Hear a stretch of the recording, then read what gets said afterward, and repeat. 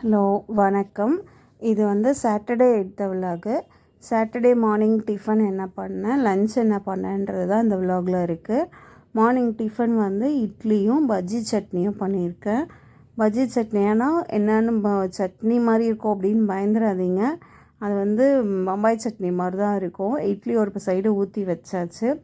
Next bajji சட்னிக்கு கடாயில் எண்ணெய் ஊற்றிட்டு கடுகு, சீரகம், பச்சை மிளகா, வெங்காயம், கருவேப்பிலை போட்டு நல்லா வதக்கிட்டு, நல்லா வதங்கினதுக்கப்புறமா பஜ்ஜி மாவு கரைச்சி வச்சு நல்லா தண்ணி ஊற்றி நல்லா கரைச்சிடணும். அதை எடுத்து ஊற்றி லைட்டாக சால்ட்டு, மஞ்சத்தூள், பெருங்காயத்தூள் போட்டிருக்கேன். நல்லா ஒரு 1/2 hour கொதிக்கணும். கொதித்ததுக்கப்புறமா 1/2 hour வேணால் ஒரு 20 minutes கொதிக்கணும். கொதித்ததுக்கப்புறமா இட்லியோடு சேர்த்து சாப்பிட்டா நல்லாயிருக்கும். நீங்கள் வேணால் ஒரு நாள் ட்ரை பண்ணி பாருங்கள். இந்த பஜ்ஜி சட்னி நல்லாயிருக்கும். இப்போ அடுத்து மத்தியானம் லஞ்சுக்கு ரெடி பண்ணிட்டுருக்கேன். மத்தியானம் லஞ்சுக்கு பருப்பு போட்டு வச்சுருந்தேன். அதுலேருந்து கொஞ்சம் பருப்பு எடுத்து வச்சுட்டேன். பருப்பு தண்ணியும் எடுத்து வச்சுருக்கேன். சாம்பாருக்கு கத்திரிக்காய் சாம்பார், மஞ்சத்தூள், மிளகாத்தூள் போட்டு கத்திரிக்காய் சாம்பார் தான் ரெடி பண்ணியிருக்கேன்.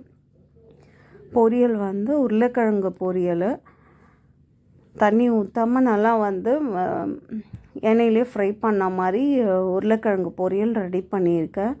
ஒரு சைடு பூண்டு உரித்து ரெடி பண்ணிட்டு, ஒரு சைடு உருளைக்கிழங்கு கட் பண்ணிட்டு, இது எல்லாம் நடந்தது ஒரு 1 hourக்குள்ளே இருக்கும். ஸோ பயங்கர வேகமாக வேலை ஓடிட்டுருக்கு. பூண்டு உரிக்கவே நேரம் இல்லை. 4 பூண்டு தான் உரித்து போட்டு, உளுத்தம்பருப்பு போட்டு, உருளைக்கிழங்கு, மஞ்சத்தூள், சால்ட்டு போட்டு பொரியல் ரெடி பண்ணேன். ஸோ கத்திரிக்காய் சாம்பார், உருளைக்கிழங்கு பொரியல் ரெடி பண்ணியாச்சு. கொஞ்சம் கருவேப்பிலையை போட்டு இறக்கிட வேண்டியதான்.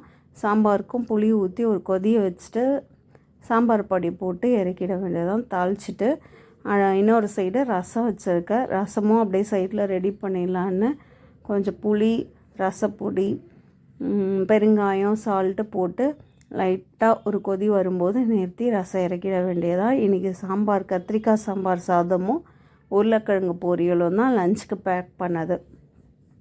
இதுதான் இன்றைக்கோட லஞ்சு.